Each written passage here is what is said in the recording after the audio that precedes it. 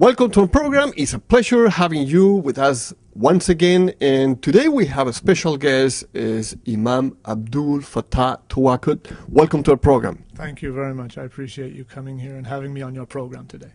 It's a pleasure. Okay, so as you see, we are here at the Oxford Mosque in London, and we wanted to bring you the Imam.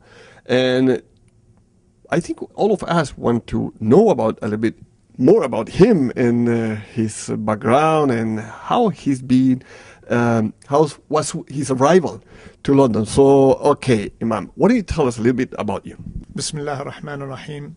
Alhamdulillahi Rabbil Alameen. Wa afdal as-salatu wa atammu at-taslim ala Sayyid al-Anbiya wal-Mursaleen. Sayyidina Muhammad wa ala alihi wa sahbihi ajma'in.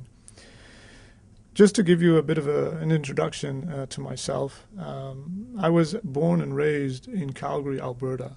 My parents immigrated from Syria to Calgary in the early 1970s.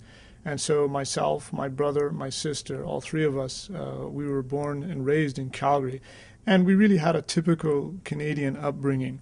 We went through, the public school systems and our interactions, within our communities were average as any typical Canadian family would go through. But one of the things that I actually appreciated of being raised in an environment like Calgary is that Calgary is, I think, a very good example of a city that embodies the multiculturalism that Canada is known for. And so it's a very friendly environment, very tolerant, and my experiences were generally positive, being as a Canadian, being as a Muslim, as well as an Arab. My experiences were generally positive, being raised in that type of environment. And I think that helped to formulate or to shape my own personality in that regard. So that was something that I'm very, very grateful for that opportunity that blessing to be raised in a city like that. Okay, ma'am. So we already talked about how you grew up in Calgary. So you finished high school, or you did all your first education. And how was that, the second part, the major education that you pursued later? Well, because we didn't have an Islamic school in Calgary from when I was very young, and so my brother, my sister, and myself, we all went through the public school system.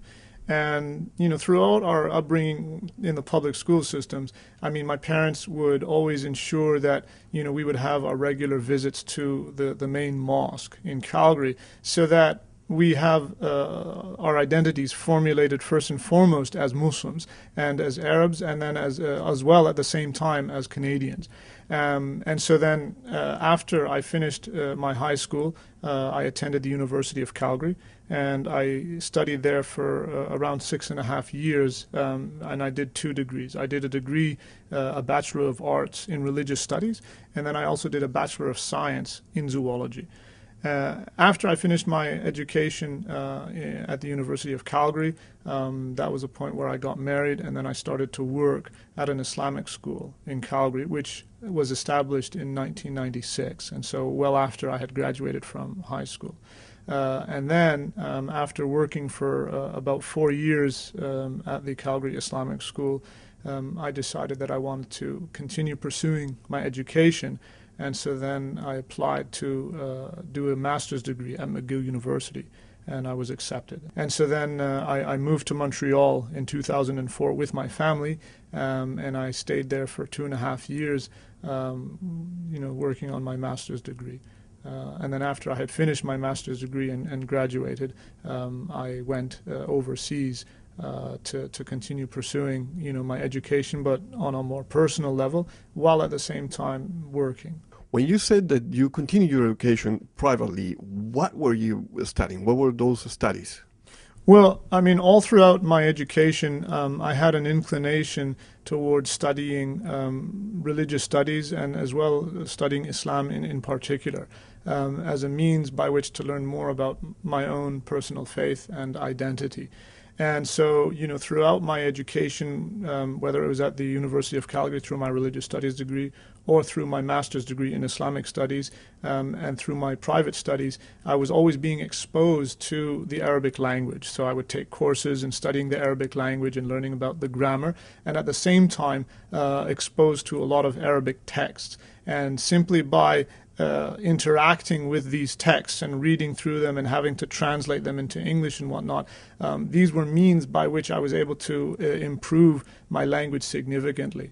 And my parents, they were the ones who gave us the foundation or the basis for our Arabic, because, they would always stress to speak Arabic at home, and they would always be speaking with us in Arabic to ensure that we don't lose that part of our cultural identity as Arabs and Muslims. And so because Arabic is so foundational to the Islamic faith, this was one of the reasons why they always emphasized that we retain elements of that language. And so when I studied overseas for 6 years, my personal studies were all done in Arabic, where we would be reading texts of Islamic jurisprudence or Islamic law and other texts that were related to, for example, the study of the Quran and whatnot. And all of them were done in the Arabic language. And so that was a means by which to help also solidify my background and knowledge in Arabic.